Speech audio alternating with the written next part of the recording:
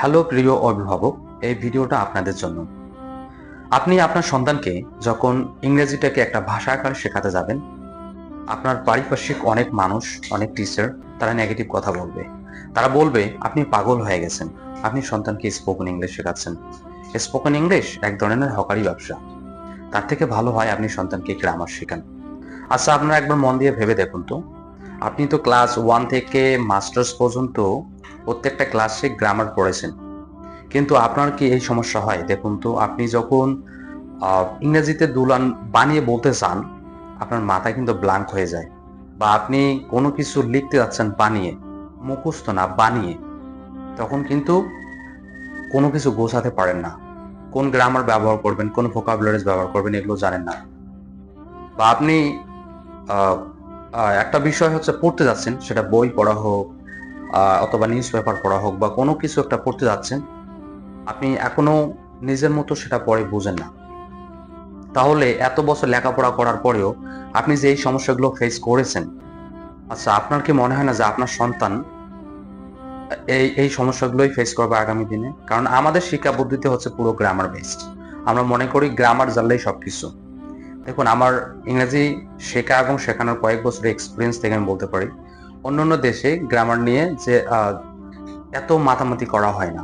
সাধারণত আমাদের দেশে যেভাবে করা হয়, অন্য দেশে ইংরেজিটাকে শেখানো হয় ভাষা আকারে। আমরা গ্রামার কেন শিখি? আমরা গ্রামার শিখি সাধারণত একটা ভাষার প্রসেস জানার জন্য, যে আমরা ওই প্রসেসগুলো জানার পরে আমি নিজের মতো বানিয়ে বলতে পারি কিনা, নিজের মতো বানিয়ে লিখতে পারি কিনা, একটা কোনো কিছু পরে বুঝি কিনা, সেটা বই পড়া হোক। যেমন বিশ্বের বিখ্যাত মানুষদের জ্ঞান অর্জনের জন্য প্রধান মাধ্যম কিন্তু বই, তাই না? তাহলে আমরা বাংলার পাশাপাশি যদি ইংরেজি বই পড়তে পারি, তাহলে বিশ্ববিখ্যাত মানুষদের জ্ঞান কিন্তু আমরা আহরণ করতে পারবো। তাহলে এগুলো যখন আমরা করতে যাব, সেক্ষেত্রে আমাকে ইংরেজিটা শিখতে হবে একটা ভাষা আকারে। তো আমরা মনে করি যে গ্রামারটাই সবকিছু।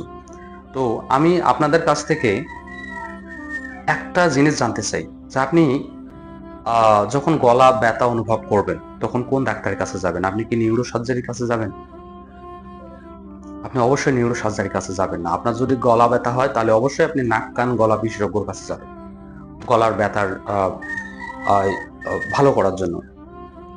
আপনি যে লোকটার কাছে পরামর্শ নিচ্ছেন যে স্পোকেন ইংলিশ শিখে কি হবে, তার থেকে গ্রামার শেখান, আসলে বাস্তবিক পক্ষে সেই লোকটার একটু সম্পর্কে জানুন তো, আসলে ইনি কি আসলে সুন্দর করে গুছিয়ে প্রোনাউন্সিয়েশন মেনটেন করে, অথবা সুন্দর করে গুছিয়ে তার নিজের কথাগুলো বলতে পারে কিনা।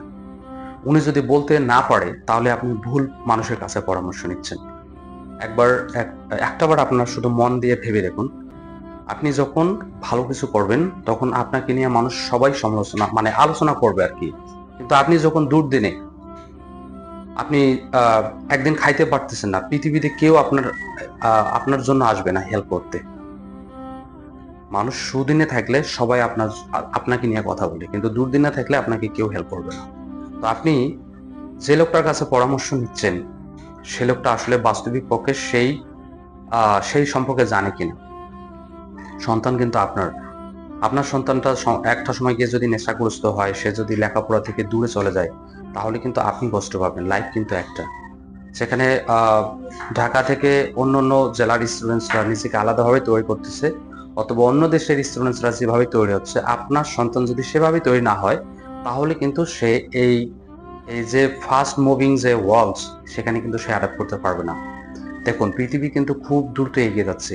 চ্যাটজিপিটি এসেছে, জেমিনি এসেছে, এর কল্যাণে এখন পিনাট সেলাররাও মানে বাদাম বিক্রেতারাও ইংলিশ বলতে পারে, অনেক রিক্সা চালকও ইংরেজি বলতে পারে। কিন্তু আপনার সন্তান সেই জায়গায় যদি ইংরেজি বলতে না পারে, অবশ্যই সে কিন্তু অনেকটা পিছিয়ে যাচ্ছে। সে ধরে নেন যে একটা রিক্সা চালক আঙ্কেলের কাছে গেল, সে দেখা যাচ্ছে রিক্সা চালক আঙ্কেল হচ্ছে ইংরেজি বলছে, আপনার সন্তান গ্রাজুয়েশন কমপ্লিট করার পরেও সে ইংরেজি বলতে পারতেছে না। এটা হচ্ছে বিষয়। তো আপনার সন্তানকে যখন ইংরেজি শেখাবেন, অনেক নেগেটিভ মানুষ এসে আপনাকে নেগেটিভ কথা বলবে, যে আপনি পাগল হয়ে গেছেন, তার থেকে গ্রামার পড়ান। আপনি আবার নিজের বিবেককে জিজ্ঞেস করুন যে আসলে আপনি কার কাছ থেকে পরামর্শটা নেবেন। টাকা আপনার, সন্তান আপনার। আবার বুঝে সিদ্ধান্ত নিন। আমি আপনাদেরকে বলছি না যে আপনারা দুলাল ইংলিশ কেয়ারে সন্তানকে ভর্তি করাই দিন। আপনার যে প্ল্যাটফর্মে মন চায় আপনার সন্তানকে ভর্তি করাতে পারেন, কোনো সমস্যা নেই। কিন্তু আপনার সন্তানকে ইংরেজি শেখাতে হবে ল্যাঙ্গুয়েজ আকারে। সেটা সে বলতে পারে কিনা, নিজের মতো বানিয়ে লিখতে পারে কিনা, পড়ে বোঝে কিনা, এই বিষয়গুলো মেক শিওর করার জন্য যে প্রতিষ্ঠানে আপনি দিতে চান দিতে পারেন। কিন্তু এমন কোনো নেগেটিভ মানুষের মানে নেবেন না, পরামর্শ নেবেন না, যেটা আপকামিং ডেসে আপনার সন্তানের জন্য ক্ষতিকারক হয়। কারণ গ্রামার শুধু গ্রামার, বছরের পর বছর সেম জিনিস পড়ে গিয়েই আমাদের এই সমস্যাটা হচ্ছে। দুলান বানিয়ে লিখতে গেলেই আমরা ব্ল্যাঙ্ক হয়ে যাই, বলতে বলতে গেলেই হাত পা কাঁপে।